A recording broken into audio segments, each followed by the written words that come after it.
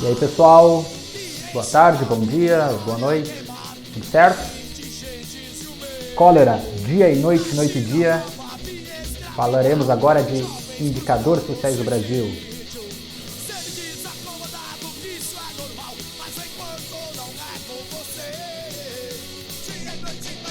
Pessoal, punk rock faz parte do meu dia a dia, assim como a geografia, então resolvi unir as duas coisas. Se vocês não gostam, né, peço desculpas, né, mas isso é uma missão para mim, levar a geografia e o punk rock para o mundo. Então, pessoal, falar de indicadores sociais do Brasil, continuando o que a gente falou de demografia, né, no vídeo passado, né, agora vamos falar da parte mais ali estatística do negócio, não somente numérica ali, claro que também era estatística, mas não somente nos dados brutos. Vamos tentar analisar um pouquinho a diversidade, a complexidade da população brasileira, certo? Então, assim, pessoal, a gente mora num país que é muito grande, e muito grande em território, muito grande em população, é o sexto país mais populoso, o quinto maior território do mundo, e ele, por isso, ele é muito diverso, ele tem uma diversidade muito grande, uma diversidade natural, uma diversidade cultural, econômica, entre regiões, entre estados, entre municípios, dentro dos mesmos municípios, tu tem ali uma diversidade muito grande, né, social, uma desigualdade social que é muito grande no Brasil. Então, essa diversidade geral, ela reflete nos indicadores sociais, quando a gente analisa por estado, por município, certo? Então, começando aqui, falar da renda. Aqui os dados, eu tentei assim, ó, os dados consolidados, eles são de 2010, porque é o último censo. O censo que teria esse ano foi transferido para o ano que vem, por causa do coronavírus, né, do Covid-19, essa crise que a gente está passando. Mas eu tentei buscar ali para alguns dados atualizações na mídia, certo? Então, em 2010, pessoal, o PIB per capita anual do Brasil era de 19 mil reais por ano. Então, se pegasse o PIB e dividir pela população, tu teria esse valor. Não quer dizer que cada pessoa recebe isso, né? Então, a gente pega a renda per capita, às vezes tem uma interpretação equivocada até entre os estudiosos, na mídia, é como se esse valor fosse o que cada pessoa recebe em média. Não é. Isso é quanto cada pessoa em média produz para o PIB. É mais um índice de produtividade do que de renda. Até porque ele desconsidera a desigualdade social, que é a concentração de renda e tudo mais. Então, como estava falando ali, esse valor ele não traduz a desigualdade entre os mais ricos e os mais pobres. E também não traduz a desigualdade entre os estados. Aqui no mapa está mostrando o PIB per capita por mês em cada estado. Então tem ali, dos estados mais pobres, todos esses de amarelo, que Pará, Maranhão, Piauí, Ceará e Alagoas, eles têm um PIB per capita que é no máximo, em 2010, tá? Também mesma data, de R$ 474 por pessoa. Isso, na época, eu acho que em 2010, o salário mínimo era em torno de R$ 600, então era menos do que um salário mínimo, em média, por mês. E os estados mais ricos, tu pega ali Rio Grande do Sul, Santa Catarina, São Paulo, Rio de Janeiro e Distrito Federal, o Distrito Federal é o maior PIB per capita, é de 1.715. Então tu imagina, até 1.715, de 959 a 1.715. Então tu tem ali mais R$ 700 de intervalo ali, mas partindo de R$ 1.000, digamos assim. Tá? Isso em 2010. Claro que tem uma atualização, né? Se pegar os dados de hoje, vai ser maior até nos estados mais pobres, né, pela questão da valorização do salário mínimo, inflação e tudo mais. Mas assim, é uma desigualdade muito grande. Tu imagina que os estados mais pobres, eles recebem menos do que a metade, em média, do que nos estados mais ricos. Então, se tu vive no Maranhão, a chance de tu receber um salário de R$ 2.000, digamos assim, é muito menor do que se tu vive em São Paulo, Rio de Janeiro, Distrito Federal, Rio Grande do Sul, Santa Catarina. Você está entendendo? Então, a média de rendimento das pessoas, não de rendimento que as pessoas recebem, né, mas a média de produtividade é aquilo ali. Então, imagina que os salários, tu descontando a desigualdade ali, os salários médios, não digo nem salário, né, mas a renda média por pessoa é muito menor do que o que está sendo apresentado. Se eu pegar ali a população, a classe trabalhadora ali, os 80% de baixo da pirâmide, né, com certeza é muito menor do que aqueles R$ 474 ali, ou até os R$ 1.715 que está na máxima ali, que é no Distrito Federal, certo? E daí, pessoal, a gente tem aqui o PIB per capita, uma atualização ali do Brasil, peguei um gráfico, esse tem no Google, a fonte é o Banco Mundial, do Google Data. Então está comparando ali Brasil, Argentina e México. Então dá para ver uma variação ali entre 2010 e 2017. Então o PIB per capita do Brasil deu uma queda. Ali em 2010 ele estava crescendo, cresceu até ali pelo 2012 por aí e começou a cair vertiginosamente ali em 2014, certo? Por causa da questão de toda a crise econômica que a gente passou, crise política e econômica a partir de 2015, 16, 17, entre 16 e 17 começou a se recuperar, né, lentamente. Então, ali em 2017 era um PIB per capita de 9.800 dólares, o que, corrigindo para o valor do dólar naquela época, daria, que era de R$ 13,30 mais ou menos, daria um PIB per capita de R$ 32 mil, né? Bem maior do que é o que é apresentado nos dados ali de 2010, certo? De 19 mil. Pobreza, pessoal. Aqui tem um mapa que mostra o indicador de pobreza, né? Quanto mais escuro ali, quem está vendo a legenda, quanto mais escura é a cor, está dividido por município, mais escuro está o município, maior o percentual de pessoas em situação de miséria, tá? Esse dado é de 2014 e até está comparando ali, né, com a questão da votação da Dilma em 2014. Então a gente vê ali que tem dois Brasis, né? A metade norte e a metade sul são bem diferentes nesse mapa. A metade norte tem muitos municípios com mais de 47% da população na miséria, enquanto na metade sul tu tem a maioria dos municípios ali, no máximo até 31% da população na miséria. O que ainda é muito, né? Tu pensa que os estados mais claros vai de 0 a 15%. É muito diferente de pegar uma população, ninguém vive na miséria, e 15% da população, né? 15 a cada 100 pessoas é muito, né, para viver na miséria. E o que era a miséria, pessoal? Em 2010, a situação de abaixo da linha da pobreza seria de R$ 70 a renda média mensal domiciliar. Então todo mundo que por casa, então uma renda por domicílio, não por pessoa. Então se na casa as pessoas elas tinham uma renda fixa, né, ou variável, mas em média abaixo de R$ 70, ela é considerada num caso de miséria. Pessoal, imagina o que é R$ 70. Tá? Vamos imaginar que com a valorização, inflação, tudo mais, R$ 70 em 2010 corresponde a R$ 140 hoje. Tá? O que seria R$ 140 hoje para vocês? Para uma casa, né, com 4 pessoas, consegue fazer o que com R$ 140? Então a gente imaginar que em 2010 tu tinha 8,4% dos brasileiros vivendo nessa situação, né, é muita gente. Né? De 2010 para cá, diminuiu a quantidade de pessoas abaixo da linha da miséria, por causa das políticas públicas de distribuição de renda e tudo mais. Porém, de 2014 para cá começou a ter um aumento. Então, teve uma queda grande entre 2010 e 2014. Essa queda começou a acontecer lá na década, na verdade, dos anos 2000, mas em 2010 e 2014 continuou caindo bastante esse índice de pobreza. E de 2014 para cá voltou a subir, certo? Olha aí. Extrema pobreza do Brasil sobe e o Brasil já soma 13,5 milhões de miseráveis. Isso no ano passado, 2019. Então, em 2019, atualizando ali o valor, seria quem sobrevive com até R$ 145 mensais, certo? Então, o número de miseráveis no Brasil é maior que a população da Bolívia, para vocês terem uma ideia. Pessoal, é muita gente, 13 milhões de pessoas seria ali 6,5% mais ou menos da população, tá? É bastante gente sem renda, basicamente, né? Porque R$ 145 a pessoa não consegue nem ter sua subsistência, não consegue fazer as compras de comida para um mês, né? Como é que vai se manter? Então, imagina tu ter num país que não é desenvolvido, não é rico, apesar de ter muitas riquezas, mas é um país emergente, tu ter ali 13 milhões de pessoas que não vivem, né? Elas existem, né? E o problema é que para o nosso sistema econômico, quanto menos dinheiro a pessoa tem, menos ela vale, porque menos ela consome. Então, as políticas públicas, elas devem atingir essa população, apesar de atingir muito pouco, né? E só para lembrar que para o Bolsa Família, eles reconhecem situação de miséria com uma renda abaixo de R$ 89.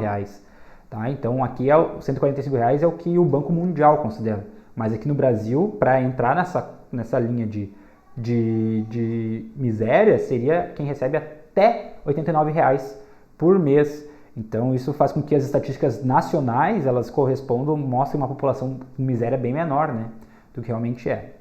Então olha ali, de 2014 a 2019, 4,5 milhões de pessoas, 4 milhões e 500 mil pessoas caíram para a extrema pobreza, tá? Correspondente ali ao período de crise econômica e aumento da desigualdade no país nesse mesmo período de crise, certo? Educação, aqui também é um dado de 2010 ali, né? O analfabetismo vem diminuindo bastante no Brasil, vertiginosamente, apesar de ainda persistir.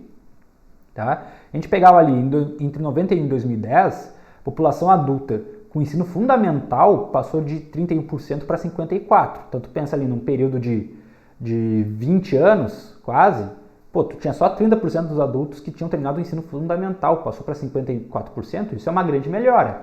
Mas, por outro lado, tu ainda percebe que em 2010...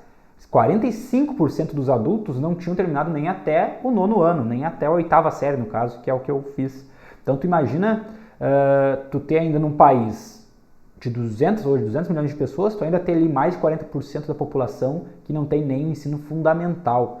Galera, isso é bem drástico. Se eu for olhar aqui no mapa do Brasil, a mesma desigualdade de renda, a gente percebe aqui, basicamente, os mesmos estados que tinha menor renda per capita também são os que têm o menor percentual de população de 18 anos ou mais com ensino fundamental completo. Então ali, Maranhão, Piauí, Bahia, Alagoas e Paraíba são os estados com até 46% só da população adulta com ensino fundamental completo. Enquanto Santa Catarina, São Paulo, Rio de Janeiro, Distrito Federal e Amapá tem ali de 58% a 100%, também um intervalo bem grande, né? É muito diferente pegar um estado, sei lá, que tenha 100%, provavelmente seja o Distrito Federal, né? 100% dos adultos com o ensino fundamental completo, mas aí tu pega um outro ali mais pobre que tenha 58% e eles estão na mesma classificação, né? Na verdade, quem tem 58% está muito mais perto de quem tem 46% do que quem tem 100% da população escolarizada. Certo? O Rio Grande do Sul ali, dá para destacar que tem ali na casa dos 50%, 54% a 58%, vamos arredondar para 56%, só da população adulta com o ensino fundamental completo. Tá? Isso então é um dado preocupante, porque daí, pensa que para desenvolver a economia, a gente precisa ter uma mão de obra qualificada, né? E essa qualificação não chegou para todo mundo. Claro que a gente tem que ponderar alguma coisa, que hoje não tem mais tanto. Pouco tempo atrás, algumas décadas atrás, isso reflete muito nos adultos de hoje, pegar até os anos 80, início dos anos 90, faltavam escolas, não tinha escola pública para todo mundo. Né? Eu me lembro quando eu era criança, ver na TV, época de início de ano, as reportagens mostravam as pessoas em fila na frente das escolas para conseguir vaga para os seus filhos. Hoje não é mais assim, hoje já tem até escola pública fechando por falta de aluno. Né? Estão remanejando escolas com poucos alunos, fecha, remaneja os alunos para outras escolas. Então, por quê? Diminuiu a natalidade, diminuiu a fecundidade. Isso reflete também na necessidade de ter escolas. Só que isso, até os anos 90, era cada vez mais crianças. Então, o poder público conseguiu oferecer escola para todo mundo ali nos anos 2000, certo? Então, todo aquele pessoal que era criança, anos 70, 80, 90, muitos deles ficaram sem acesso à educação fundamental. Tá? E aqui uma atualização, né? Isso é do ano passado também, mais da metade dos brasileiros de 25 anos ou mais ainda não concluiu a educação básica, aponta o IBGE. Então, olha só, educação básica daí não é só ensino fundamental, é até ensino médio, tá? Daí tem educação básica, tem ensino médio, ensino superior, enfim. Então, diz ali, ciclo básico de aprendizagem vai ter o ensino médio e 52% dos brasileiros nessa faixa etária não concluíram o mínimo do estudo esperado. Então, hoje, o mínimo que o poder público tem que oferecer é ensino médio. Isso até os anos 90 era o fundamental, o ensino médio era tipo um complemento. Hoje, o ensino médio é o básico, tá? E ainda temos mais de metade da população, acima de 25 anos, que não conseguiu terminar o ensino médio. Tá? Só eu conheço vários, né, no meu ciclo, né, das pessoas que eu conheço aqui próximo. Tá? E aqui, em 2017, a taxa de analfabetismo do país caiu de 2016 para 2017 0,2%, porém ali ficou ainda em 7% da população de 15 anos ou mais. Então, tu ter 7%, agora não é questão de ensino fundamental, é questão de não saber ler e escrever. 7% da população brasileira acima de 15 anos não saber ler e escrever. Isso é um dado ainda mais dramático, né? Porque não é, porque isso aí tem uma questão, tem a ver não só com a escolaridade, com a qualificação como profissional, mas tem a ver, reflete isso na questão da dignidade da pessoa, né? Saber ler e escrever. Longevidade, que é a expectativa de vida. Gurizada, a gente também vê aquela mesma desigualdade, ó, metade norte do Brasil é uma, metade sul é outra. Né? Se pegar os estados com menor expectativa de vida, não fala ali o mínimo, né? Mas vai ali até 71 anos em 2010, né? Que, se eu não estou enganado, é Maranhão, uma menor expectativa de vida. Tá? E os estados com maior expectativa de vida, que eu acredito que seja o Distrito Federal, 77 anos. Então tem uma diferença ali de 6 anos entre o Maranhão e o Distrito Federal. Né? Vai pegar ali os estados de vermelho e os estados de amarelo. Na verdade, Maranhão nem é o 71, porque tá ali até 71, então o Maranhão deve ter tá na casa ainda dos 60 anos, na época que foi feito esse mapa. Então imagina ali que tu tem talvez até 10 anos de diferença entre o estado com a menor expectativa de vida e o com maior. Aí tu pensa, mas 10 anos não é tanto assim, 70, 80 anos, mas parar para pensar, a diferença entre o Japão e o Brasil não é de 10 anos, e o Japão é muito mais desenvolvido que a gente, né? A diferença entre a Itália e o Brasil também não é de 10 anos na expectativa de vida. Então, é uma grande diferença para tu ter no mesmo país um estado com uma expectativa de vida abaixo de 70 anos e outro quase nos 80. Tá? Então, aqui nós temos a expectativa de vida do Brasil em média, de 2016 ali de 75 anos, a média do Brasil, menor do que dos Estados Unidos e menor que do México, na comparação aqui do gráfico. E aqui, pessoal, só para ver a questão da desigualdade, não é só entre estados, esse mapa é do município de São Paulo. E se eu pegar a área central de São Paulo ali, aqueles... Até vou pegar aqui uma canetinha, aqui, um marca-texto. Se eu pegar aqui essa região aqui do centro, esses distritos de São Paulo, esses bairros, eles têm uma expectativa de vida de 75 a 80 anos, uma expectativa de vida bem elevada. Agora, se eu pegar ali o cantão da Zona Leste, Zona Oeste, né, Zona Sul, tem ali distritos, bairros de São Paulo, que é a cidade mais rica do Brasil, a capital econômica do Brasil, é uma das principais cidades da América Latina e do mundo, né? Uma expectativa de vida de 50 a 55 anos. Tá? E aí que eu quero entrar num ponto importante.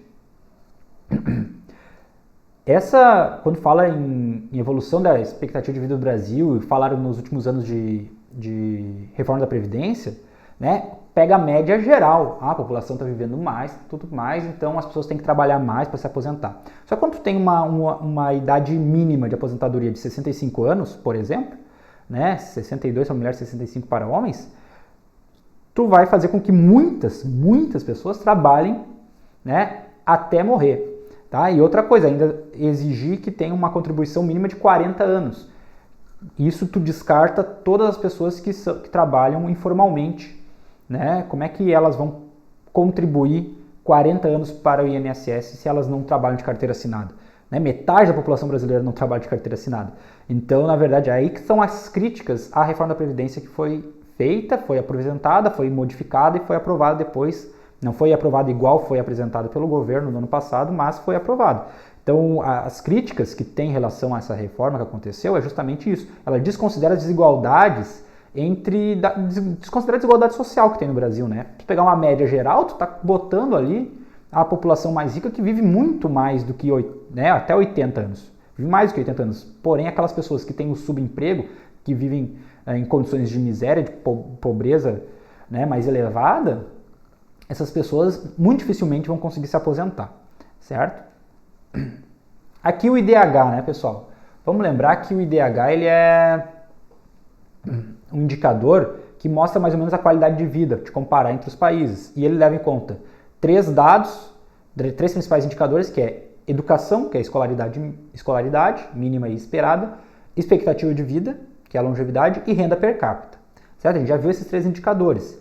E o Brasil dá para ver ali que de 80 para cá, ele teve uma evolução bem grande no seu IDH, passando do IDH ali considerado médio, quase baixo, em 1980, até um IDH considerado elevado em 2012, certo? E daí tem o IDH-M também, que é o IDH municipal, que serve uma comparação entre os municípios, tá? Olha, em 2012, 74% dos municípios brasileiros apresentaram valores de IDH municipal superiores a 0,600, ou seja, já era um IDH considerado médio para quase elevado, tá?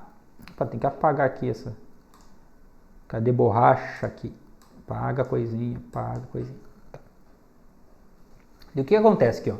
Em 2019, o Brasil perdeu uma posição no ranking do IDH mundial, né? E está destacando aí. Por quê? Porque o Brasil é o segundo país com maior concentração de renda do mundo, segundo país mais desigual do mundo, certo?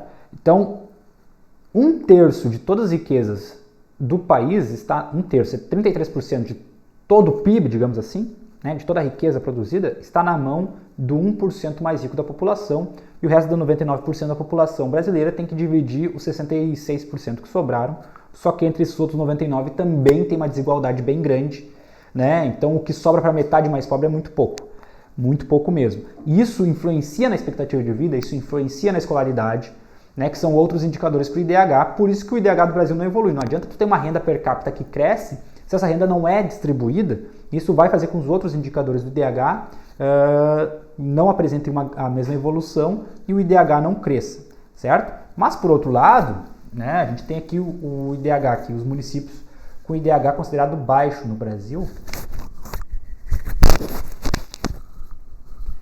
Estão me escutando bem? Puxa aqui. IDH considerado baixo no Brasil de 99 a 2010, tu tinha 85% em 91. Desculpa, 91, não 99. 85% dos municípios tinham IDH municipal baixo, né, que é abaixo de 0,5.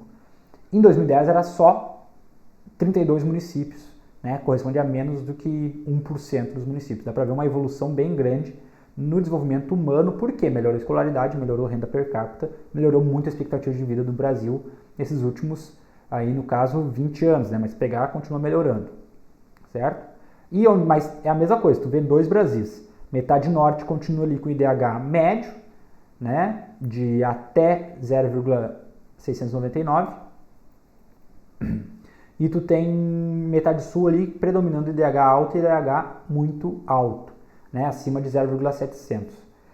Então a gente continua vendo, né, que Nordeste e Norte é um Brasil diferente do Centro-Oeste ou da metade sul, né, do Centro-Sul do Brasil. E aqui a gente percebe isso também no ranking do IDH municipal. A gente pega São Caetano do Sul, na verdade esses 10 primeiros municípios aqui, que tem IDH menor aqui de 0,823, IDH muito elevado, todos eles estão na região sul ou sudeste, tirando Brasília, que está no centro-oeste, mas é a capital do país, certo? Agora, se eu pegar dos 10 mais baixos, todos eles com IDH baixo mesmo ali, muito baixo na verdade, eles têm ali o menor, os 10 menores, todos eles estão na região nordeste ou norte. Na verdade, tirando os que estão no Maranhão, que é Marajá da Sena, Fernando Falcão, todos os outros estão na região norte do país, que é a região mais pobre, certo? E aqui então, só para a gente comparar os indicadores do IDH comparando o Brasil e Itália, tá? O PIB per capita o PIB dos dois, né? Em 2012 o Brasil era maior que o PIB da Itália. Hoje eu acho que a Itália já ultrapassou o Brasil de novo. Mas ali em 2010 e 2012, nos 2 anos, tu tinha ali um PIB brasileiro maior que o italiano. Mas por que o IDH da Itália é tão melhor? Por que o da Itália é 0,881 e do Brasil é 0,730?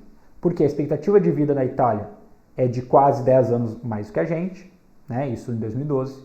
A escolaridade média esperada nos italianos é de 16 anos, enquanto no Brasil é de 14 anos. Para quem está começando a escola hoje, a escolaridade média das pessoas é de 10 anos na Itália e de 7 anos no Brasil, e é a renda per capita lá, apesar de ter um PIB um pouco menor, eles têm uma população que é muito menor que a nossa. Então lá a renda per capita deles era de 26 mil dólares, enquanto a nossa era de 10 mil dólares em 2012. Então aí está representando a desigualdade que tem entre os países e comparando o Brasil com um país desenvolvido, né, com IDH muito alto, que é a Itália, que nem é entre os 10 maiores, é 25º lugar, certo? Então é isso, pessoal. Espero não ter me passado muito aqui no tempo, tá? Obrigado, até a próxima.